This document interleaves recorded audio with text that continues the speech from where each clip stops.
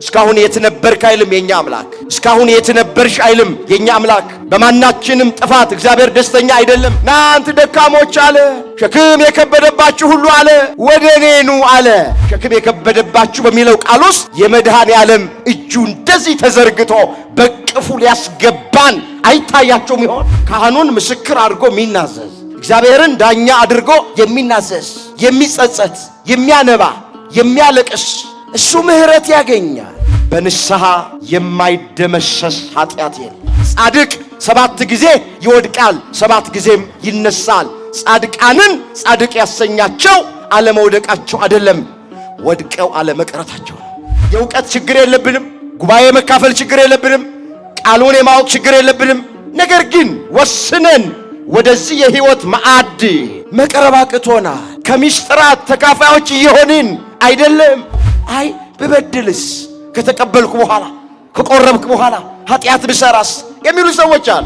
የኔና የናንተ ድርሻ ተቀበሉ የተባልነውን ነገር መቀበል ነው። ውሰዱ የተባልነውን ነገር መውሰድ ነው። ብንበድል ኃጢአት ብንሰራ ንስሐ ተዘጋጅቶልናል። ስለዚህ ያቺ መንግሥት የምትወረሰው ወገኖቼ የአምላክን ቅዱስ ሥጋና ክቡር ደም በመቀበል ነው።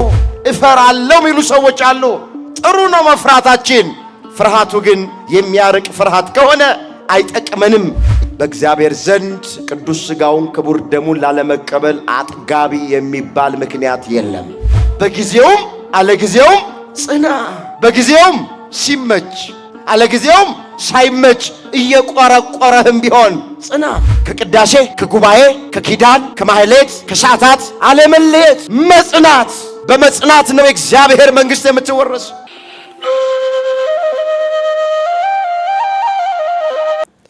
በስመ አብ ወወልድ ወመንፈስ ቅዱስ አሃዱ አምላክ አሜን። ለዛሬ እግዚአብሔር በሰጠን ጊዜና ሰዓት የምንማማርበት የትምህርታችን ርዕስ የሚሆነው የማይናወጥ መንግሥት እንወርሳለን የሚል ይሆናል። ይህንን በርዕስነት ያነሳነውን ኃይለ ቃል በመጽሐፍ ቅዱሳችን ላይ ተመዝግቦ የምናገኘው ሐዋርያው ቅዱስ ጳውሎስ ለዕብራውያን ክርስቲያኖች በጻፈላቸው መልእክቱ ምዕራፍ 12 ቁጥር 28 ላይ ነው። የማይናወጥ መንግሥት እንወርሳለን። ርዕሳችን ይሄ። በዚህ ርዕስ ውስጥ 3 ነገሮችን እንደ እግዚአብሔር መልካም ፈቃድ እናያለን። በመጀመሪያ በርዕስነት ያነሳነውን ቃል የተናገረው ቅዱስ ጳውሎስ ስለሆነ ቅዱስ ጳውሎስ ማን ነው የሚለውን ባጭሩ ብቻ እጠቁማችኋል። በሁለተኛ ደረጃ የማትናወጠዋ መንግሥት የትኛዋ ናት የሚለውን መጽሐፍ ቅዱስን መሰረት አድርገን እንመለከታለን። ሶስተኛና የመጨረሻ የማይናወጥ መንግሥት ለመውረስ ምን እናድርግ፣ ከኛ የሚጠበቀው ምንድነው የሚለውን ተመልክተን ለዛሬ ትምህርታችንን እንቋጨዋለን። ቆሞ ለመናገር ቁጭ ብሎም ለማድመጥ ጥበብ ከእግዚአብሔር ሲሰጥ ብቻ ነውና ለኔ ለባሪያው ተናጋሪ የሆነ አንደበትን ለእናንተም ለሰሚዎቹ አስተዋይ የሆነ ልቡናን ቸሩ አምላካችን እግዚአብሔር ለሁላችንም በቸርነቱ ያደለን። እንግዲህ የትምህርቱ መሰረታዊ ዓላማ የሚሆነው መዳረሻችንን እንድናውቀን፣ ወንጌል ቢሰበክ፣ መምህራን ቢመጡ፣ ዘማሪያን ቢጋበዙ፣ አብያተ ክርስቲያናት ቢታነጹ፣ ወገኖቼ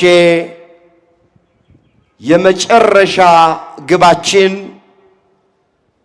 የማትናወጠዋን መንግስት መውረስ። ስለዚህ የትምህርቱ ዓላማ የሚሆነው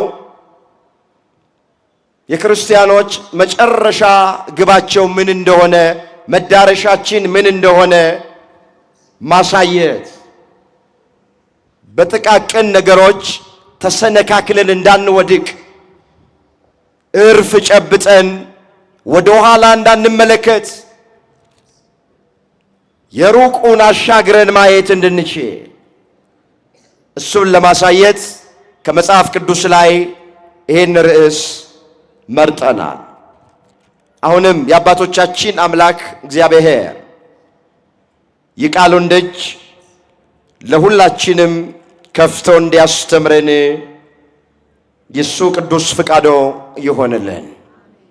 እስኪ አስቀድመን በርዕስነት ያነሳነውን ቃል የተናገረው ሐዋርያው ቅዱስ ጳውሎስ ስለሆነ ጳውሎስ ማን ነው የሚለውን በጥቂቱ እንመልከት።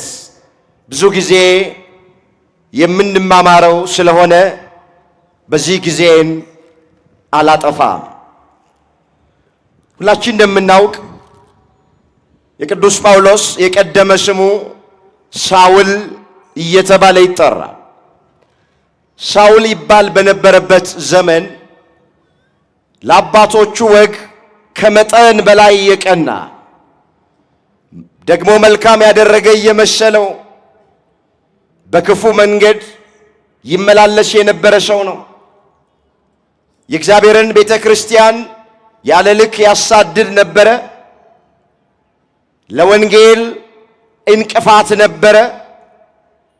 ተቃዋሚ አሳዳጅም ነበረ። ሐዋርያ ከመሆኑ በፊት የአሕዛብ መምህር ተብሎ ከመጠራቱ በፊት ወደ አገልግሎት ከመምጣቱ በፊት የቀደመ ሕይወቱ የቅዱስ ጳውሎስ መልካም አልነበረም። እሱ ራሱ በሃይማኖት ስለወለደው ለልጁ ለጢሞቴዎስ የቀድሞ ማንነቱን እንዲህ ብሎ ጽፎለታል። ለአገልግሎቱ ሾሞኝ ታማኝ አድርጎ ስለቆጠረኝ ኃይል የሰጠኝን ክርስቶስ ኢየሱስን ጌታችንን አመሰግነዋለሁ አለ። እዚህ አንደኛ ጢሞቴዎስ ምዕራፍ 1 ቁጥር 12 ላይ ለአገልግሎቱ ሾሞኝ ታማኝ አድርጎ ስለቆጠረኝ ኃይል የሰጠኝን ክርስቶስ ኢየሱስን ጌታችንን አመሰግነዋለሁ አለ። ጌታችንን ምን እለዋለሁ? አመሰግነዋለሁ። አስቀድሞ ተሳዳቢና አሳዳጅ አንገላችም ምንም ብሆን ይህንን አደረገልኝ። ነገር ግን ሳላውቅ ባለማመን ስላደረግኩ ምሕረትን አገኘሁ አለ። ምንን አገኘው? ለቅዱስ ጳውሎስ ምሕረትን ያደረገ አምላክ ለሁላችንም ምሕረት ያደርግልን። እሱ ምሕረቱ የበዛ መዓቱ የራቀ አምላክ ነው።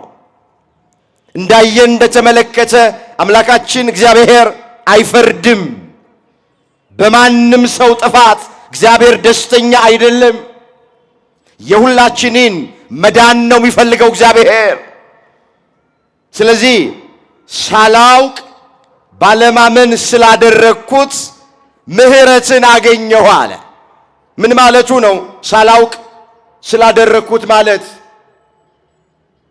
ነውሩ ክብር መስሎኝ ነበር ማደርገው፣ ኃጢአቱ ጽድቅ መስሎኝ ነበር ማደርገው፣ ጨለማው ብርሃን መስሎኝ ነበር ማደርገው፣ መራራው ጣፋጭ መስሎኝ ነበር ማደርገው። ሳላውቅ ባለማመን ስላደረግኩ ምሕረት አገኘሁ አለ። አሁን ብዙ ሰዎች ባለማወቅ በአይምሮ ሕፃን በመሆን ነውርና ክብር፣ ኃጢአትና ጽድቅ፣ ሚጠቅምና ማይጠቅም ነገር ለይቶ ባለመረዳት ጨለማ መንገድ በኃጢአት መንገድ የሚመላለሱ ስንት ሰዎች ያሉ መሰላችሁ? አሁን ቅዱስ ጳውሎስ ይህን ተናገረ። ሳላውቅ ስላደረኩት ምሕረትን አገኘው አለና የጌታችን ጸጋ በክርስቶስ ኢየሱስ ካሉት ጋራ ከእምነትና ከፍቅር ጋር አብልጦ በዛ። ኃጢአተኞችን ሊያድን ክርስቶስ ኢየሱስ ወደ ዓለም መጣ የሚለው ቃል ሁሉ እንዲቀበሉት የተገባ ነው። ከኃጢአተኞች ዋና እኔ ነበርኩ አለ። ከኃጢአተኞች ዋና የነበረ ሳውል፣ ክርስቲያኖችን ያሳድድ የነበረ ሳውል፣ የእግዚአብሔርን ቤተ ክርስቲያን ያፈርስ የነበረ ሳውል፣ ተቃዋሚ የነበረ አንገላች የነበረ ተሳዳቢ የነበረ ደማስቆ በሚባል ስፍራ ላይ በመብረቅ ተመታና ወደቀ። ከዛ በኋላ ሳውል ሳውል ስለምን ታሳድደኛለህ የሚል ድምፅ ከሰማይ መጣ። የሐዋርያት ሥራ ምዕራፍ 9 ቁጥር 1 ጀምሮ የተመዘገበ ቃል ጌታ ሆይ አለ፣ እኔ የማሳድድህ አንተ ማነህ አለ። አንተ የምታሳድደኝ እኔ የናዝሬቱ ኢየሱስ ነኝ አለ። ምን እንዳደርግ ነው የምትወደው አለ። የምታደርገውን ካህኑ ሐናንያ ያሳያሃል አለው። በዚያ ዘመን የነበረው ካህን ሐናንያ ይባላል። ወደ ሐናንያ ዘንድ ሄደ። አመነ፣ ተጠመቀ። እንደ ቅርፊት ያለ ነገር ከዓይኑ ላይ ወደቀለት። ከዚህ በኋላ ሁሉን ትቶ ክርስቶስን ተከተለው። 14 መልእክታትን ጻፈ። እስከ 3ኛው ሰማይ ተነጠቀ። አንድ ቋንቋ ይናገር የነበረ 71 ቋንቋ ተጨመረለትና 72 ቋንቋ መናገር ጀመረ። በቀሚሱ ጫፍ እውር ያበራ፣ ለምጽ ያነጻ፣ ሽባ ይረታ፣ ድዊ ይፈውስ፣ ድንቃ ድንቅ ታምራቶች ያደርግ ጀመረ።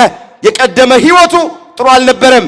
ነገር ግን ጥሪ ሲቀርብለት እሺ አለ። ከስጋና ከደም ጋር ሳይከራከር ክርስቶስን ተከተለው፣ ክርስቶስም ተቀበለው። ወገኖቼ ከየትም እንምጣ መቼም እንምጣ እግዚአብሔር የሚፈልገው መምጣታችንን ነው። እስካሁን የት ነበርክ አይልም የኛ አምላክ። እስካሁን የት ነበርሽ አይልም የኛ አምላክ። በማናችንም ጥፋት እግዚአብሔር ደስተኛ አይደለም። በደንብ አድርጋችሁ እንድሰሙ እንፈልጋለን። መዳናችንን ነው የሚፈልገው። መጽሐፍ ምን ይላል? እናንተ ደካሞች ሸክማችሁ የከበደባችሁ ሁሉ ወደ እኔ ኑ፣ እኔ ምን እላችኋለሁ? ጨርሱት። ምን እላችኋለሁ? እዚህ የማቴዎስ ወንጌል ምዕራፍ 11 ቁጥር 28 ላይ የተመዘገበ የእግዚአብሔር ቃል እናንተ ደካሞች ሸክማችሁ የከበደ ሁሉ ወደ እኔ ኑ አለ። ለምን ስንለው እኔ አሳርፋችኋለሁ። እረፍታችንን ነው የሚፈልገው እግዚአብሔር። ድካማችንንማ ያውቀዋል። ለዚህ እኮ ነው እናንተ ደካሞች ያለን። ወገኖቼ የምናየው የምንሰማው ነገር አድካሚ እንደሆነማ ባለቤቱ ያውቃል። ይህን ስላወቀ ነው እናንተ ደካሞች አለ፣ ሸክም የከበደባችሁ ሁሉ አለ ወደ እኔ ኑ አለ። በዚህ ቃል ውስጥ የእግዚአብሔር የምህረት እጁ እንዲህ ተዘርግቶ አይታያችሁ? እናንተ ደካሞች በሚለው ቃል ውስጥ፣ ሸክም የከበደባችሁ በሚለው ቃል ውስጥ የመድኃኔ ዓለም እጁ እንደዚህ ተዘርግቶ በቅፉ ሊያስገባን አይታያቸውም ይሆን? ስለዚህ ሁሉን እግዚአብሔር እንደዚህ ነው የሚቀበለው። ጳውሎስን የተቀበለ አምላክ ሁላችንንም ይቀበለን። ስለዚህ ባጭሩ ቅዱስ ጳውሎስ ማን ነው ስንል ከላይ እንዳየነው ነው። ወደ ሁለተኛው ሐሳብ እንሄድ። የማትናወጠዋ መንግስት የትኛዋ ናት? ርዕሳችንን እንዳትረሱት። የማይናወጥ መንግስት እንወርሳለን ብዬ ነው የተነሳሁት። የትኛዋ ናት የማትናወጠዋ መንግስት? ወገኖቼ መጽሐፍ ቅዱስን ስናነብ ስለማትናወጠዋ መንግስት በብሉይ ኪዳንም በአዲስ ኪዳንም ነቢያትም ሐዋርያትም በስፋት ተናግረውላታል። የማትናወጥ መንግስት ብዙ ስያሜ አለ። ቅድስቲቱ ከተማ ተብላ ትጠራለች። ሰማያዊቷ ኢየሩሳሌምም ትባላለች። የጽዮን ተራራ ተብላ ትጠራለች። በአንዳንድ ስፍራ ላይ ደግሞ መንግሥተ ሰማያት ትባላለች። ይህን ለአብነት አነሳን እንጂ ሌላም ብዙ ስያሜ አላት። ማትናወጠዋ መንግሥት፣ የእግዚአብሔር መንግሥት፣ ሰማያዊቷ መንግሥት፣ መንግሥተ ሰማያት፣ አዲሲቷ ኢየሩሳሌም፣ የጽዮን ተራራ፣ መንግሥተ ሰማያት ተብላ ትጠራለች። እስኪ እንመልከት። በዚህ በራዕየ ዮሐንስ ምዕራፍ 21 ቁጥር 1 ጀምሮ ስለማትናወጠዋ መንግሥት ቅዱስ ዮሐንስ ወልደ ነጎድጓድ እንዲህ ብሎ ጽፎልናል። አንበዋል። ራዕየ ዮሐንስ ምዕራፍ 21 ቁጥር 1 አዲስ ሰማይና አዲስ ምድር አየኋል። እንግዲህ አሁን የምናያት ሰማይና የረገጥናት ምድር ታልፋለች። አንድ ቀን ከመኖር ወደ አለመኖር፣ ከመታየት ወደ አለመታየት ባለቤቱ እግዚአብሔር ያሳልፋታል። እንደ መጎናጸፊያ ይጠቀልላታል። በታላቅ ትኩሳት ይቺ ምድርና ሰማይ ታልፋለች፣ ትጠቀልላለች። ሌላ ክርስቲያኖች ተስፋ የምናደርገው አዲስ ሰማይ አዲስ ምድር አለ። እሱን ነው ያመጣው። አዲስ ሰማይና አዲስ ምድር አየኋል። ፊተኛው ሰማይና ፊተኛይቱ ምድር አልፈዋልና። ምን ብለዋልና? አቤት አልፈዋልና። አሁን ብዙዎቻችን እንቅልፍ አተን ቁጭ ብለን የምናድረው ስለምታልፈው ሰማይና ምድር ነው። ምን ገፋፋ ወገኖቼ? አንዱ በአንዱ ላይ ወጥመድ የሚያጠምድ ጉድጓድ የሚቆፍረው መርዝ የሚበጠብጠው ስለሚያልፍ ነገር ነው፣ ስለሚጠፋ ነገር ነው። አዲስ ሰማይና አዲስ ምድር አየው ካለ በኋላ ፊተኛው ሰማይና ምድር ግን አልፏል አለ። ባህርም ወደፊት የለም። ቅድስቲቱ ከተማ አዲሲቱ ኢየሩሳሌም ለባሏ እንደተሸለመች ሙሽራ ተዘጋጅታ ከሰማይ ከእግዚአብሔር ዘንድ ስትወርድ አየኋል። አዲሲቱ ኢየሩሳሌም ቅድስቲቱ ከተማ ለባሏ እንደተሸለመች ሙሽራ ከሰማይ ስትወርድ አየኋል። ሙሽራ ተሸልማ አጊጣ ተውባ ወገኖቼ ባሏን እንደምትጠብቅ ማለት በዛን የመሰላት አዲሲቱ ኢየሩሳሌም ልክ እንደዛ ከሰማይ ስትወርድ ተመለከትኳል። ስለዚህ የማትናወጠዋ መንግሥት የተባለችው ይቺ ናት። በሌላም ስፍራ ቅዱስ ጳውሎስ እንዲህ አድርገው አምጥቶታል። እዚህ ዕብራውያን 12 ቁጥር 22 ጀምሮ የተመዘገበ ቃል ነው። አነበዋለሁ፣ ተመልከቱት። ዕብራውያን 12 ቁጥር 22 ነገር ግን ወደ ጽዮን ተራራ፣ ወደ ማን ተራራ? ወደ ጽዮን ተራራ አለና ወደ ሕያው እግዚአብሔር ከተማ ደርሳችኋል። ወደ ሰማያዊቱ ኢየሩሳሌም በደስታ ወደ ተሰበሰቡት ወደ አእላፋት መላእክት በሰማያትም ወደ ተጻፉ ወደ በኩራት ማህበር ደርሳችኋል። ቃሉን አስተውሎት።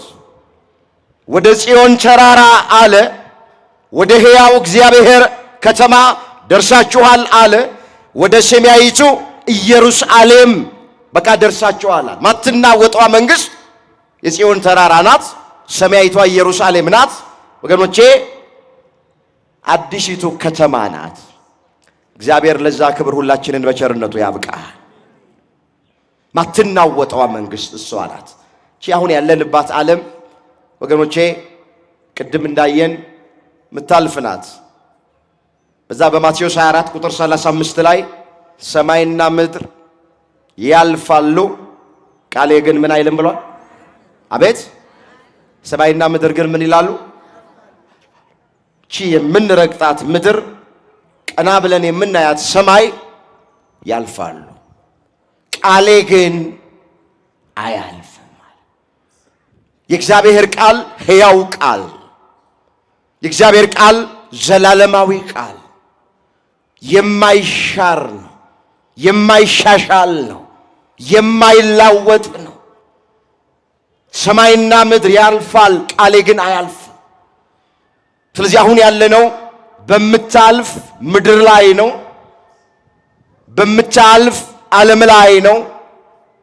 በዚህ በምታልፈዋ ዓለም እኛ ክርስቲያኖች የማታልፈውን ዓለም ተስፋ እናደርጋለን። ወንዶች በ40 ቀን ሴቶች በ80 ቀን ከማኅፀነ ዮርዳኖስ ከአብራከ መንፈስ ቅዱስ በጥምቀት ዳግም የተወለድን ወገኖቼ የማትናወጥ መንግሥት እንዳለችን እሷን ተስፋ እያደረግን እንኖራለን። በዚህ ዓለም ላይ ያለው ነገርማ ምንም ቋሚ ነገር የለም። ምንም ቋሚ ነገር የለም።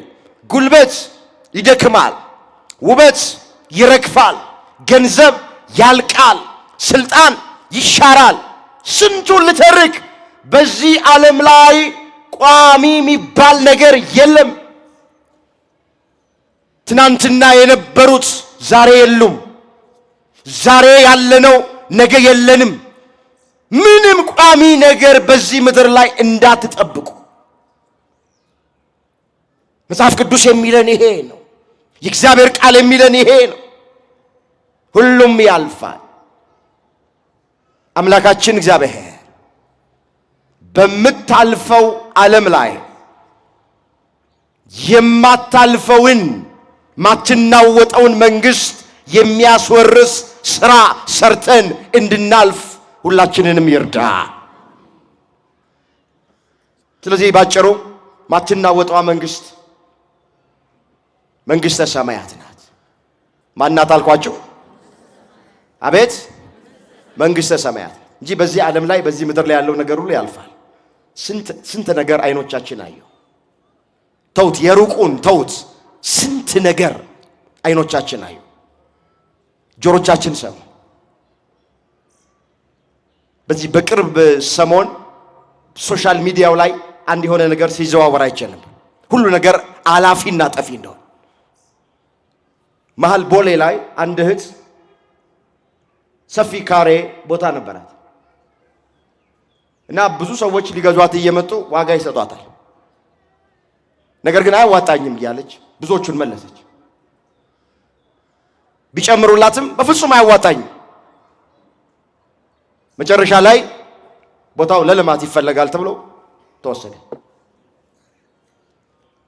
ምንድነው ይሄን ምሳሌ እንዳመጣ ያደረገ? ምንም ቋሚ ነገር የለም። ነገ ምን እንደሚሆን አናውቅ። ትናንት ፊት ለፊት ላይ የነበሩት ፊት ለፊት በመሆናቸው መንገድ ዳር በመሆናቸው ይኮሩ የነበሩ ደስተኛ የነበሩ ሰዎች ዛሬ የት እንዳሉ አይታወቅም። ከጓሮ የነበሩ ሰዎች፣ ተደብቀው የነበሩ ሰዎች፣ ተሸፍነው የነበሩ ሰዎች ከፊት ለፊት መጡ። ምንም ቋሚ ነገር የለም እላችሁ ይሄንን ነው። እንደነበረ የሚቀጥል ነገር የለም። ያገኘው ያጣል፣ ያጣው ያገኛል። የከበረው ይዋረዳል፣ የተዋረደው ይከብራል። የሚስቀው ሊያለቅስ ይችላል፣ ያለቀሰው ደግሞ ይስቃል። ከፍታ ላይ ያለው ወደ ዝቅታ ይወርዳል፣ ዝቅታ ላይ ያለውን እግዚአብሔር ከፍታ ላይ ያስቀምጠዋል። ስለዚህ ዓለም ምታልፍ ዓለም ናት። ክርስቲያኖች አትጨነቁ። እኛ እግዚአብሔር ያዘጋጀልን በሰው ዓይን ያልታየች በሰው ጆሮ ያልተሰማች ከገቡ መውጣት ካገኙ ማጣት የሌለባት መንግሥተ ሰማያት የተዘጋጀልን እኛ እንዲህ ተብሎ እንደተጻፈ እዚህ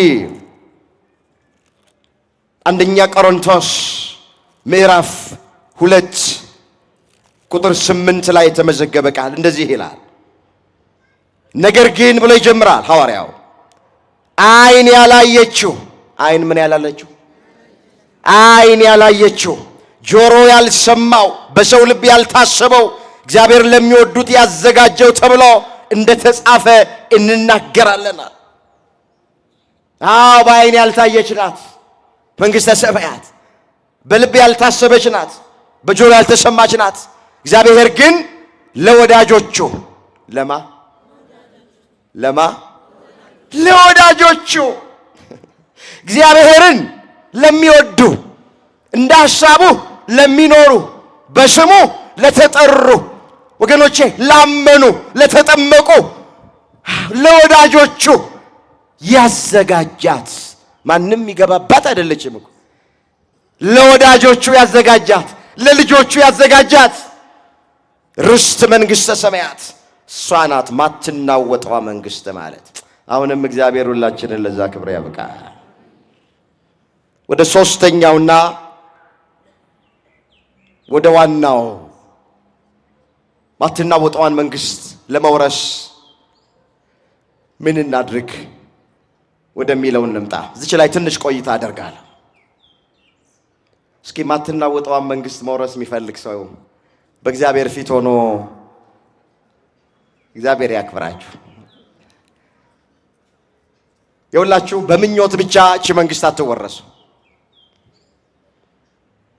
እጃችንን አጣጥፈን እግራችንን አጣምረን ስለተመኘናት ብቻ እቺ መንግሥት አትገኝም። የእግዚአብሔር መንግሥት መውረስ አይቻልም። ከእያንዳንዳችን የሚጠበቅ ነገር አለ። እሱን ነው ዋና ዋናዎቹን እየዘረዘርኩ ማየው። አዎ አምነናል። ወንዶች በ40 ቀን ሴቶች በ80 ቀናችን ተጠምቀናል። ከዚህ ማንም ሰው የራቀ የተለየ ሰው የለም። አሁን እሱ ላይ ጊዜን አላጠፋ። ግን ዋና ምላቸውን አሁን በዚህ ዘመን ከኛ የሚጠበቁትን እየዘረዘርኩ ግን አያል። የመጀመሪያ የማትናወጧ መንግሥት ለመውረስ ንስሐ መግባት ያስፈልግ። ምን ማለት ነው ንስሐ ማለት? ከኃጢአት እንቅልፍ መንቃት ነው ይለዋል የመጽሐፍ ቅዱስ መዝገበ ቃላቱን ስናነበው። ንስሐን ምን ብሎ ይፈታዋል? ከኃጢአት እንቅልፍ መንቃት ነው ይለዋል። እግዚአብሔር ከኃጢአት እንቅልፍ ሁላችንን ያንቃ። ይሄ ነው ንስሐ። የቀደመ በደል የቀደመን ኃጢአት አውቀን በድፍረት ሳናውቅ በስህተት የሰራነውን ኃጢአት እያሰቡ ማዘን፣ መጸጸት፣ አምላኬን በደልኩት፣ ሕጉን ተላለፍኩ፣ ትእዛዙን ጣስኩኝ ብሎ መጸጸት፣ ማንባት፣ ማልቀስ፣ ወደ ቀደመ ኃጢአትም ላለመመለስ መወሰን፣ ይሄ ንስሐ ተብሎ ይጠራል። ካህኑን ምስክር እግዚአብሔርን ዳኛ አድርጎ ኃጢአትን መናዘዝ፣ ይሄ ንስሐ ይባላል። ስለዚህ የማትናወጧ መንግሥት ለመውረስ የፈለገ ሰው በመጀመሪያ ምን ላድርግ ብሎ ካለ ንስሐ መግባት ያስፈልጋል። አምላካችን እግዚአብሔር በተሰጠን ጊዜ እንድንጠቀም ሁላችንን በቸርነቱ ይርዳ። መጽሐፍ ኃጢአቱን የሚሰውር ሰው አይለማም፣ የሚናዘዝባትና የሚተዋት ግን እሱ ምሕረትን ያገኛል ተብሎ ተጽፏል። በመጽሐፍ ምሳሌ ምዕራፍ 28 ቁጥር 13 ላይ እስኪ አብረን እንበለው። ኃጢአቱን በሉ እስኪ። ያልተናገረ ሰው አለ። ኃጢአቱን የሚሰውር አይለማም፣ የሚናዘዝባትና የሚተዋት ግን ምሕረትን ያገኛል። ምንን ያገኛል? የሚሰውር ሰው አይለማም። የሚናዘዝ ካህኑን ምስክር አድርጎ የሚናዘዝ እግዚአብሔርን ዳኛ አድርጎ የሚናዘዝ የሚጸጸት፣ የሚያነባ፣ የሚያለቅስ እሱ ምህረት ያገኛል። እግዚአብሔር ባለ ብዙ ምህረት ነው። ባለ ብዙ ይቅርታ ነው። ምህረቱ የበዛ መዓቱ የራቀ ነው። አስበን ካልነው ያስበናል። ይቅር በለን ካልነው ይቅር ሊለን የኛ አምላክ የታመነ አምላክ ነው። ለምን ኃጢአት ሰራችሁ አይለንም። ለምን በደላችሁ አይለንም። የለበስነው ሥጋ ደካማ ሥጋ እንደሆነ ባለቤቱ ያውቃል። ቶሎ ኃጢአት የሚከበው እንደሆነ ያውቃል። ጎስቋላ መሆናችንን ምስኪን መሆናችንን እግዚአብሔር ያውቃል። ምን አለ ሐዋርያው ቅዱስ ጳውሎስ? እኔ ምን አይነት ጎስቋላ ሰው ነኝ አለ። ለዚህ ለሞት ከተሰጠ ሥጋ ማን ያድነኛል አለ። የምወደውን አላደርገውም፣ ማልወደውን አደርገዋለሁ አለ። እዛ ሮሜ ምዕራፍ 7 ቁጥር 24 ላይ ተመዘገበ ቃል። እኔ ምን አይነት ጎስቋላ ሰው ነኝ አለ። እንግዲህ ጳውሎስን የሚያክል ሰው እኔ ምን አይነት ጎስቋላ ሰው ነኝ ካለ እኔና እናንተ ምን እንበል? ለዚህ ለሞት ከተሰጠ ሥጋ ማን ያድነኛል? የምወደውን አላደርገውም አለ። ይሄ ብዙዎቻችን ችግር አይደለም? የምንወደውን ጽድቅ ማድረግ አቅቶናል። የምንወደውን በጎ ነገር ማድረግ አቅቶናል። የምወደውን አላደርገውም፣ የማልወደውን አደርገዋለሁ። አሁን የተቸገርነው ማንወደውን እያደረግን አይደለም እንዴ? መቅደስ የተባለ ሰውነታችንን በንጽህና መጠበቅ ብዙዎቻችን እንፈልጋለን። ነገር ግን አልቻልንም። በዝሙት እየረከስን ያለ። ጠጥተን መስከር አንፈልግም፣ አንወድም ብዙዎቻችን። ነገር ግን ጠጥተን እየሰከርን። በሚዛን ማጭበርበር አንፈልግም፣ ግን ኑሮ ውድ ነው እያልን በሚዛን እናጭበረብራለን። ያደረውን ትኩስ ብለን እንሸጣለን፣ የኢትዮጵያውን የጃፓን ብለን እንሸጣለን። መተተኛ ቤት፣ አስማተኛ ቤት፣ ድግምተኛ ቤት፣ ጠንቋ ቤት መሄድ አይፈልጉም ብዙ ሰዎች አይወዱም፣ ግን ማይወዱትን ያደርጋሉ። ምን አለ ሐዋርያው? የምወደውን አላደርገውም፣ የማልወደውን ግን አደርገዋለሁ። ስለዚህ እኔ ጎስቋላ ነኝ አለ። ብዙዎቻችን ጎስቋሎች ነን። ቅዱስ ጳውሎስ ብቻ አይደለም፣ እኛም ጎስቋሎች ነን። ስለዚህ እግዚአብሔር ድካማችንን ፍጥረታችንን ስለሚያውቅ ለምን በደላችሁ፣ ለምን ኃጢአት ሰራችሁ፣ ለምን ወደቃችሁ አይልም። የሚለን ለምን እንደወደቃችሁ ቀራችሁ ነው የሚለን። እግዚአብሔር እንደወደቀን አያስቀረን።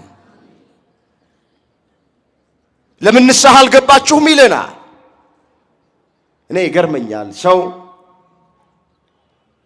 እንደሚሞት አውቆ የመቃብር ቦታ ኪስ ይገዛል። እንደሚሞት አውቆ እርግጠኛ ሆኖ እኮ ነው ሰው የመቃብር ቦታ የሚገዛው አይደለም። ስላሴ ሄዶ በጣም ታዋቂ የሆነ ቦታ ላይ የመቃብር ቦታ ይገዛል ገንዘብ አውጥቶ። ግን እሞታለሁ ብሎ ማንም ሰው ንስሐ ግን መግባት አይፈልግም። ብዙዎች እንሞታለን ብለው እድር ይገባሉ፣ እንሞታለን ብለው ግን ንስሐ አይገቡ። 3-4 ቦታ እድር የገቡ ሰዎች አሉ። እንደሚሞቱ አምነውና አውቀው ነው። ግን ለእድር የሰጠነውን ያክል ቦታ ክብር ለንስሐ ብዙዎቻችንም አልሰጠንም። እግዚአብሔር በነገር ማስተዋል ለሁላችንም ይስጠን። ስለዚህ መጀመሪያው ማትናወጠዋ መንግስት የምትወረሰው በንስሐ ነው። ንስሐ የበደለውን እንዳልበደለ ታደርጋለች። ወገኖቼ ዘማዊውን ድንግል ታደርጋለች ንስሐ። በንስሐ የማይደመሰስ ኃጢአት የለም። ወገኖቼ ንስሐ የኃጢአት ተራራን ትንዳለች።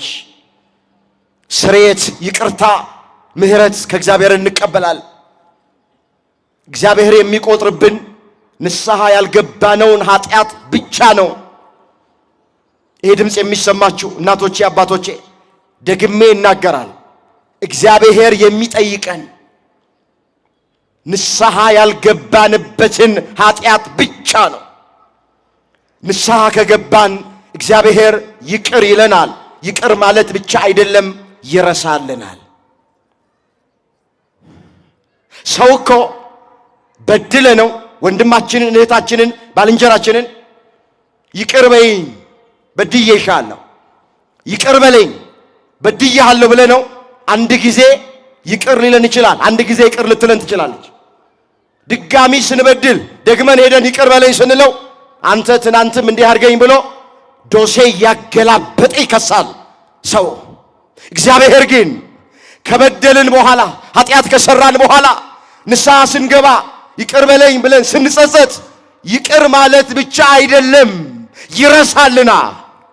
የሐዋርያው የቅዱስ ጳውሎስን ታሪክ አሁን የምንተርክላችሁ ለትምህርት እንጂ ክርስቶስ ጳውሎስን በዛ ሕይወቱ አሁን አያውቀውም። እግዚአብሔር ቅዱስ ጳውሎስን በቀደመ ግብሩ አያውቀውም። ታሪኩን የምንተርከው ለትምህርት እንዲሆነን ብቻ ነው። ቅዱሳን ወድቀዋል፣ እንደወደቁ አልቀሩም፣ ተነስተዋል። ጻድቃን ሰማዕታት ወድቀዋል፣ ነገር ግን እንደወደቁ አልቀሩም፣ ተነስተዋል። መጽሐፍ ምን ይላል? ጻድቅ 7 ጊዜ ይወድቃል 7 ጊዜም ይነሳል። ጻድቃንን ጻድቅ ያሰኛቸው አለመውደቃቸው አይደለም፣ ወድቀው አለመቅረታቸው ነው። እዚህ መጽሐፈ ምሳሌ ምዕራፍ 24 ቁጥር 13 ላይ የተመዘገበ እግዚአብሔር ቃል ጻድቅ 7 ጊዜ ይወድቃል። ስንት ጊዜ ይወድቃል? 7 ጊዜም ግን ይነሳል። 7 ጊዜ ምን ይላል? ስለዚህ ወላችሁ ቅዱሳንን ቅዱስ ያሰኛቸው አለመውደቃቸው አይደለም፣ ወድቀው አለመቅረታቸው። ጻድቃንን ጻድቅ ያሰኛቸው አለመበደላቸው አይደለም፣ እንደበደሉ አለመቅረታቸው ነው፣ ንስሐ መግባታቸው። እግዚአብሔር እንደበደልን እንደቆሸሽን እንደተዳደፍን ሁላችንንም አያስቀረን፣ ወደ ንስሐ ፊታችን እንድንመልስ ሁላችንንም ይርዳል። መጽሐፍ ኃጢአተኛው ካደረጋት ኃጢአት ቢመለስ ፍርድና ቅንን ነገር ቢያደርግ ትእዛዜን ሁሉ ቢጠብቅ የበደለው በደል አይታሰብበት፣ በሰራው ጽድቅ ለዘላለም በሕይወት ይኖራል። የሟቹን ሞት አልፈቅድምና ተመልሳችሁ በንስሐ በሕይወት ኑሩ ተብሎ ተጽፏል። ትንቢተ ሕዝቅኤል ምዕራፍ 18 ቁጥር 21 ላይ የተመዘገበ እግዚአብሔር ቃሉን አስተውሉት። ደግመዋለሁ። ኃጢአተኛ ብሎ ይጀምራል። ካደረጋት ኃጢአት ቢመለስ፣ ካደረጋት ኃጢአት ምን ቢል? ንስሐ ማለት መመለስ ማለት ነው። ሌላ ምንም ምስጢር የለውም። ቢመለስ አለና ፍርድና ቅንን ነገር ቢያደርግ፣ በእውነት ቢፈርድ፣ ቅንን ነገር ቢያደርግ፣ ፊት አይቶ ባያዳላ፣ ትእዛዜን ሁሉ ቢጠብቅ የበደለው በደል አይታሰብበትም አለ። እግዚአብሔር የበደልነውን በደል አያስብበትም አለና በሰራው ጽድቅ አለ ለዘላለም በሕይወት ይኖራል አለ። ስለዚህ የሟቹን ሞት አልፈቅድም አለ። የማናችንንም በነፍስ መሞት እግዚአብሔር አይፈልገውም፣ አይፈቅደውም። የሟቹን ሞት አልፈቅድም አለ። ተመለሱና በሕይወት ኑሩ አለ። ተመልሰን በሕይወት እንድንኖር መድኃኔዓለም ሁላችንን በቸርነቱ ይርዳን። ስለዚህ የመጀመሪያው የማትናወጠው መንግስት የሚወረሰው ንስሐ በመግባት ምን በመግባት አቤት በተሰጠን ጊዜ እንድንጠቀም ቀጠሮ ማብዛት ነገ ነገ ማለት እንትተን ከመዘናጋት ወጥተን ተዘጋጅተን እንድንኖር እግዚአብሔር ይርዳል። ወገኖቼ ካጠገባችን የምንወዳት እናታችንን የምንወደው አባታችንን እያጣን ወንድማችንን እህታችንን እያጣን ጎረቤታችንን እያጣን እኛ መዘናጋት የለብን። ከኛ በፊት ያለፉት ለኛ የማንቂያ ደውል መሆን አለባቸው።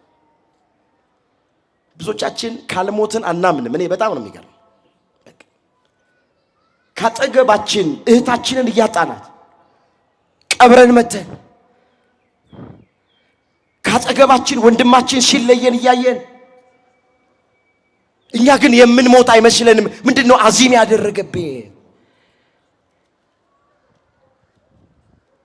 መጽሐፍ በተወደደ ሰዓት ሰማሁ፣ በመዳን ቀን ረዳሁ። የተወደደ ሰዓት አሁን ነው፣ የመዳንም ቀን አሁን ነው ይላል። እዚህ ሁለተኛ ቆሮንቶስ ምዕራፍ 6 ቁጥር 2 ላይ የተመዘገበ ቃል። እስኪ ላስቸግራችሁ፣ አብረን እንበለው። በተወደደ ሰዓት በሉ እስኪ። ሰማሁ በመዳንም ቀን ረዳሁ። የተወደደ ሰዓት አሁን ነው። የመዳንም ቀን አሁን ነው። የመዳን ቀን መቼ ነው? ይሁላችሁ አሁን ነው የሚልበት ምክንያት ከጥቂት ደቂቃ በኋላ ምን እንደሚሆን አናውቅም። ይሄ ጉባኤ አልቆ እቤት ስለመድረሳችን ዋስትና የለንም። ያቺን መንግስት ለመውረስ ማትናወጣዋን መንግስተ ሰማያትን ለመውረስ የመጀመሪያ ንስሐ መግባት ያስፈልጋል። ስንቶቻችሁ የንስሐ አባት አላችሁ? ስንቶቻችሁ ከንስሐ አባቶቻችሁ ጋር ትገናኛላችሁ? እስኪ ሁላችንም ራሳችንን እንጠይቅ። እኔም ራሴን ልጠይቅ። ይሄ ድምጽ የሚሰማችሁ ሁላችሁም እስኪ ራሳችሁን ጠይቁ። ሕይወት ውሳኔ ትፈልጋለችና በምንሰማው ቃል ወስነን ፊታችንን ወደ እግዚአብሔር እንድንመልስ መድኃኔዓለም ሁላችንንም ይርዳ። ስለዚህ የመጀመሪያው ባጭሩ ይሄ ነው። የማትናወጥ መንግስት ለመውረስ የሚያስፈልገው ንስሐ መግባት። ሁለተኛ ንስሐ ከገባን በኋላ ቅዱስ ሥጋውና ክቡር ደሙን መቀበል። መጽሐፍ ሥጋዬን የበላ ደሜን የጠጣ የዘላለም ሕይወት አለው፣ ሥጋዬን ያልበላ ደሜን ያልጠጣ ደግሞ የዘላለም ሕይወት የለው፣ መንግሥተ ሰማያትን አይወርስም ማለቱ ነው። በሌላ ቋንቋ የዮሐንስ ወንጌል ምዕራፍ 6 ቁጥር 54 ላይ ተመዘገበ። ንስሐ ከገባን በኋላ ወደ ቅዱስ ሥጋውና ወደ ክቡር ደሙ መቅረብ። አሁን ስለዚህ ብዙ መምህራን አስተምረውናል፣ ብዙ አባቶች ነግረውናል። አንዳንዶች እግዚአብሔር ይመስገን ተስፋ ሰጪ ነገር ነው ቅዳሴ ስናስቀድስ የምናየው። ብዙ ወጣቶች በፊት ሕፃናት ብቻ ነው የሚቀበለው፣ በእድሜ ገፎ አረጋውያንና አረጋውያት ናቸው የሚቀበሉት። አሁን ግን ወጣቶች በትዳር ውስጥ ያሉት ወገኖች አስተውላችሁ ከሆነ ተሰልፈው መጥተው ሲቀበሉ እያየን ያለን። ይሄ ትልቅ ለውጥ ነው። የተዘራው ዘር እየበቀለ ነው ማለት ነው። አገልጋዮቹም ጠንክረው እንዲያገለግሉ የሚያደርግ ነገር ነው።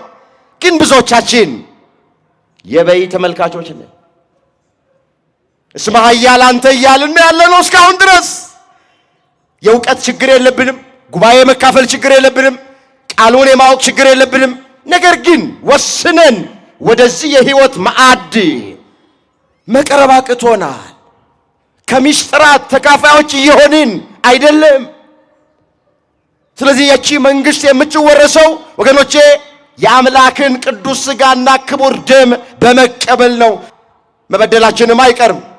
እዚች ዓለም ላይ አንድ ቀን የመኖር ዕድል ቢኖረን በዚያች አንድ ቀን ውስጥ ኃጢአት መስራታችን አይቀርም። ለምንድን ነው እንደዚህ ምላቸው? ኃጢአት የሚሰራው በሶስት መንገድ ነው። አንደኛው በማሰብ ነው፣ ሁለተኛው በመናገር ነው፣ ሶስተኛው በተግባር ነው። ከተግባሩ ብንነጻ ከንግግሩ ኃጢአት አንነጻ። ከንግግሩ ኃጢአት ብንነጻ ከሐልዮ ወይም በማሰብ ከሚሰራው ኃጢአት መንጻት አንችልም። ስለዚህ ገና ለገና ኃጢአት ልሰራ እችላለሁ ብላችሁ ከዚህ ከቅዱስ ሥጋው ከክቡር ደሙ እናቶቼ፣ አባቶቼ፣ ወንድሞቼ፣ እህቶቼ አትራቆ። እፈራለሁ የሚሉ ሰዎች አሉ። ጥሩ ነው መፍራታችን። ፍርሃቱ ግን የሚያርቅ ፍርሃት ከሆነ አይጠቅመንም። እየፈራን እንቅረብ እንጂ ባካችሁ እየፈራን አንራቅ። አሁን ብዙ ሰው የሚለው ይሄን በንስሐ አባት በኩል በመምህራን በኩል በካህናት በኩል አንተ ለምን አትቆርብም? አንቺ ለምን አትቆርቢም? ወይ ባልን ወይ ሚስትን ሲነገር አንዳንድ ባሎች ሚስቶቻቸውን ምክንያት ያደርጋሉ፣ አንዳንድ ሚስቶች ባሎቻቸውን ምክንያት ያደርጋሉ። አይኔ ፈልግ ነበረ እሱ ነው ያስቸገረኝ ምከሩልኝ፣ አይኔ ፈልግ ነበረ እሷን ያስቸገረች ብለው ይኸውላችሁ ቅዱስ ሥጋውን ክቡር ደሙን ላለመቀበል የምናቀርበው ምክንያት አይጠቅመንም። የሚጠቅመን ቅዱስ ሥጋውና ክቡር ደሙን መቀበል ነው። ለምን እንደማንጸልይ የምናቀርበው ምክንያት አይጠቅመንም። የሚጠቅመን መጸለያችን። ለምን ንስሐ እንዳልገባን የምናቀርበው ምክንያት አይጠቅመንም። ንስሐ መግባታችን ነው የሚጠቅመን። አሁን ብዙ ሰው ምክንያተኛ ነው። እንዴ አዳም እኮ ሔዋንን ምክንያት አድርጎ አቅርበው ነበረ።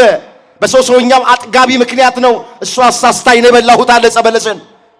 ሔዋንም እባብን ምክንያት አድርጋ ነበረ። ሁሉም ግን ምክንያታቸው በእግዚአብሔር ዘንድ ተቀባይነት አላገኘም። አዳምም ተረገመ፣ ሔዋንም ተረገመች፣ እባብም ተረገመ።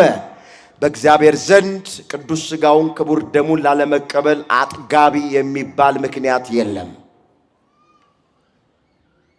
ሚሻለን የቀማነውን መልሰን የበደልነውን ሰው ክሰን ከተጣላነው ሰው ጋር ታርቀን ንስሐ ገብተን በፍርሃት ሆነን በትህትና ሆነን እኔ ለዚህ ነገር የበቃው አይደለሁም፣ ያለዚህ ግን ሕይወት ስለሌለኝ እንደ ቸርነት ነው እንጂ እንደ በደል አይሆን እያሉ መቅረብ ነው። እንድንቀርብ መድኃኔዓለም ይርዳን። መጽሐፍ የልጁ የኢየሱስ ክርስቶስ ደም ከኃጢአት ሁሉ ያነጻል ነው የሚለው። አንዳንድ ሰዎች አይ ደግሞ እሱን ከተቀበልኩኝ በሞትስ የሚሉ ሰዎች እኮ አሉ። ታውቃላችሁ? ወይም በደም በህመም ተይዘው አልጋ ላይ በደዌ ዳኛ በአልጋ ቁራኛ የተያዙ ሰዎችን አንዳንድ ጎረቤት ይመጣና በቃ አቀብሉለትና ይለይለት ይላል። ማን እንዳስተማረን አናውቅ። በቃ ስጡትና ይለይለት፣ በቃ ይገላገል። ኧረ ሥጋው ደሙ ሕይወት ነው የሚሰጠው። ሥጋዬን የበላ ደሜን የጠጣ የዘላለም ሕይወት ነው ያለው የተባለው ይሞታል አለ። ይገለዋል አልተባለም። ይጎዳል አልተባለም። የትኛው ነቢይ ነው የነገረን? የትኛው ሐዋርያ ነው ያስተማረን? ስለዚህ መንግሥተ ሰማያት የምትወረሰው መጽሐፍ ቅዱስ እንደሚነግረን ቅዱስ ሥጋውን ክቡር ደሙን በመቀበል ነው። የመጨረሻ ማትናወጠዋን መንግሥት ለመውረስ መጽናት ያስፈልጋል። እግዚአብሔር በሃይማኖት ያጽናል። መጽናት ችግሮች፣ ፈተናዎች ቢኖሩም ባለንበት ቦታ ስፍራን ሳይለቆ መጽናት። እግዚአብሔር ያጽናል። ችግር ይኖራል፣ ፈተና ይኖራል። የክርስትና ጉዞ የመስቀል ጉዞ ነው። ታውቁታላችሁ። መንገዱ ቀጭን ነው፣ ጉዞ የተራራ ነው። አልጋ ባልጋ የሆነ ነገር የለም። ግን መጽናት፣ ስር ሰዶ መታነጽ፣ እርፍ ጨብጦ ወደ ኋላ አለመመልከት፣ ከመንፈሳዊ ሕይወት አለመውጣት፣ ከቤተ ክርስቲያን አለመራቅ፣ ከቅዳሴ፣ ከጉባኤ፣ ከኪዳን፣ ከማህሌት፣ ከሰዓታት አለመለየት፣ መጽናት። በመጽናት ነው የእግዚአብሔር መንግሥት የምትወረስ። እዚሁ ምዕራፍ ላይ ቅዱስ ጳውሎስ ቁጥር 1 ላይ ይህን ግልጥ የሚያደርግ ቃል ተናግረዋል። ላነበው ፈልጋል። ዕብራውያን 12 ቁጥር 1 እንግዲህ አለ እነዚህን የሚያህሉ ምስክሮች እንደ ደመና በዙሪያችን ካሉልን። ምስክሮች የሚላቸው እዛ ምዕራፍ 11 ቁጥር 1 ጀምሮ ያሉት ከአቤል ጀምሮ አቤልን ያነሳል፣ ሄኖክን ያነሳል፣ አብርሃምን፣ ይስሐቅን፣ ያዕቆብን ያነሳል፣ ሌሎቹንም የእምነት አርበኞች ያነሳል። እነዚህን የሚያህሉ ምስክሮች። ምኖች? ምስክሮች። እግዚአብሔር ያለ ምስክር አልተወንም።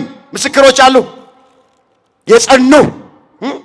እሱን አነሳ። እነዚህን የሚያህሉ ምስክሮች እንደ ደመና በዙሪያችን ካሉልን፣ እኛ ደግሞ አለ ሸክምን ሁሉ ቶሎ የሚከበንን ኃጢአት አስወግደናል።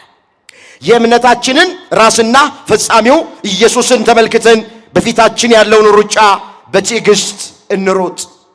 እርሱ ነውርን ንቆ በፊቱም ስላለው ደስታ በመስቀል ታግሶ በእግዚአብሔር ዙፋን ቀኝ ተቀምጧልና። በነፍሳችሁ ዝላችሁ እንዳትደክሙ ከኃጢአተኞች በደረሰበት እንዲህ ባለ መቃወም የጸናውን አስቡ። ምን ያለውን አስቡ? የጸናውን አስቡ። የጸኑትን አስቡ። ነቢያቱን አስቡ። ሐዋርያቱን አስቡ። ጻድቃን ሰማዕታትን አስቡ። ከሁሉም በላይ የእምነታችን ራስና ፈጻሚ የሆነው ኢየሱስ ክርስቶስን አስቡት። እሱን አስቡታል። ስለዚህ መጽናት፣ ስር ሰዶ መታነጽ ምንም ልናይ እንችላለን። ምንም ነገር ልንሰማ እንችላለን። ወገኖቼ በጊዜውም አለጊዜውም ጽና። እስኪ በጊዜውም በሉ፣ አለጊዜውም ጽና። ምን በል? እግዚአብሔር በጊዜውም አለጊዜውም ሁላችንን ያጽናል። ሁለተኛ ጢሞቴዎስ ምዕራፍ 4 ቁጥር 2 ላይ የተመዘገበ እግዚአብሔር ቃሉን ስበክ ብሎ ይጀምራል። ቅዱስ ጳውሎስ ነው ለልጁ ለጢሞቴዎስ በሃይማኖት ለወለደው ሲጽፍለት ቃሉን ስበክ። ቃሉን ምን በል?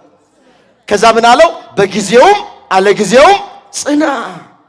በጊዜውም ሲመች አለጊዜውም ሳይመች እየቆረቆረህም ቢሆን ጽና። ማይመቹ ነገሮች ይኖራሉ። ስንቱን ልተርክ? ለዚህ አውደ ምሕረት አይመችም። አለጊዜውም ማለት እሱ ነው። በጊዜው ብቻ አይደለም ክርስትና፣ በምቹ ጊዜ ብቻ አይደለም ክርስትና፣ ሲሞላ ብቻ አይደለም ክርስትና፣ በጎደለም ጊዜ አለጊዜውም ሳይመችም ፈተናም ሲበዛ መከራም ሲበዛ ምንም ይምጣ ጽኑ በቃል። እግዚአብሔር አምላክ በጊዜውም አለጊዜውም እንድንጸና ሁላችንን በቸርነቱ ይርዳን። እርፍ ጨብጠን ወደ ኋላ እንዳንመለከት መድኃኔዓለም ሁላችንን ይጠብቀን። ጥቂት ነገር አይቼ ትምህርቴን ልጠቅልል። እዚህ ዕብራውያን 10 ቁጥር 36 ላይ ይህንን ሐሳብ ግልጥ የሚያደርግ አንድ ቃል ተመዝግበዋል። እንዲህ ይላል፣ የእግዚአብሔርን ፍቃድ አድርጋችሁ የታዘዛችሁት የተሰጣችሁን የተስፋ ቃል እንድታገኙ መጽናት ያስፈልጋችኋል። ገና በጣም ጥቂት ጊዜ ነው፣ ሊመጣ ያለው ይመጣል፣ አይዘገይም። ጻድቅ ግን በእምነት ይኖራል። ወደ ኋላ ቢያፈገፍግ ነፍሴ በእርሷ ደስ አይላት። እኛ ግን ነፍሳቸውን ሊያድኑ ከሚያምኑት ነን እንጂ ወደ ጥፋት ከሚያፈገፍጉት አይደለም። ቃሉን አስተዋላችሁት? የእግዚአብሔርን ፈቃድ እያደረጋችሁ የማንን ፈቃድ? የተሰጣችሁን የተስፋ ቃል እንድታገኙ መጽናት ያስፈልጋችኋል። ምን ያስፈልጋችኋል? መጽናት ያስፈልጋችኋል። ፈተና ቢመጣ ማለት ነው፣ መከራ ቢመጣ ማለት ነው፣ ችግር ቢመጣ ማለት ነው፣ ባላችሁበት ጸንታችሁ ቁሙ፣ ሃይማኖት አጽኑ፣ ምግባር አቅኑ፣ ማተባቸውን አጥብቃችሁ ያዙ ማለት ነው። መጽናት ያስፈልጋችኋል። ሊመጣ ያለው ነገር ይመጣል። ጻድቅ ግን አለ በእምነት ይኖራል። በምን ይኖራል? በሌላ አይደለም የምንኖረው፣ በእምነት ይኖራል። ነገ የተሻለ ቀን ነው ብሎ በእምነት ይኖራል ጻድቅ። ጻድቅ ማለት እውነተኛ ማለት። ጻድቅ ግን በእምነት ይኖራል። አዎ እየኖርን ያለነው በእምነት ነው። በእምነት ነው የምንኖረው። እኛ አለ ወደ ኋላ ከሚያፈገፍጉት ሳንሆን እስከ መጨረሻው ከሚጸኑት ነው አለ ቅዱስ ጳውሎስ። እግዚአብሔር ወደ ጥፋት ከሚያፈገፍጉት ሳንሆን እስከ መጨረሻው ድረስ ጸንተው መንግስቱን ከሚወርሱት ሁላችንን ይደምረን። የማትናወጥ መንግስት እንወርሳለን። እግዚአብሔር አምላካችን እስከ መጨረሻው ድረስ በመጀመሪያ ሃይማኖታችን ጸንተን ያችን መንግስት ለሁላችንም ያወርሰን። እስከ መጨረሻ በሉ እስኪ። እስከ መጨረሻው የሚጸና ይድናል። ምን ይላል? እስከ መጨረሻው ምን የሚል?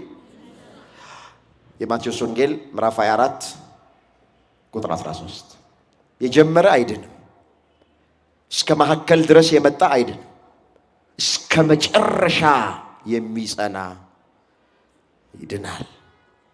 እንግዲህ ብዙ ተምረናል፣ ብዙ እናውቃለን።